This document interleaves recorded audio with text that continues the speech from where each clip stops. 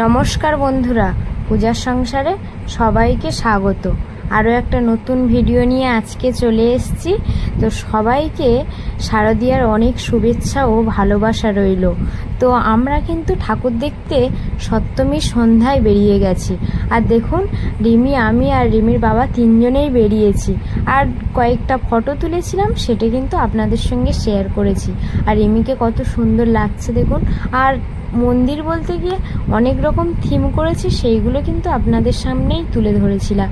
আর এছাড়াও ভিডিও করতে রিমির বাবা একটু অসুবিধা হয়েছিল কোনো কারণে, সেই জন্য কিন্তু ভিডিও করা আমাদের হয়নি।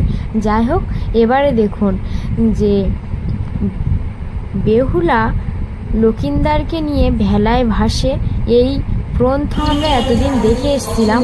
আর এই থিমটাই কিন্তু এখানে তুলে ধরেছে, সেটা কিন্তু আপনাদের সঙ্গে শেয়ার করলাম। আরও একটা নতুন প্যান্ডেলে চলে এসেছি, মানে কি আমাদের কাছে সম্পূর্ণ নতুন। কারণ এই প্যান্ডেলটার প্রথমেই যখন ঢুকছি তখনই দেখছি চারিপাশে শুধু পাখি। আর শুধু পাখি নয়, পাখির চারিপাশে কত সুন্দর একটা আওয়াজ আসছে। আর ভিতরের থিমটা তৈরি করেছে বড় বড় দুর্গা ঠাকুরের মুখ তৈরি করেছে। এছাড়াও কত সুন্দর কলা গাছ তৈরি করেছে।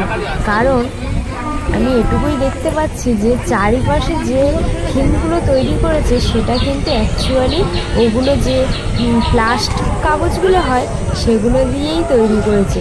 আর কত সুন্দর লাগছে দেখুন, খুবই ভালো লাগছে কিন্তু আমাদের।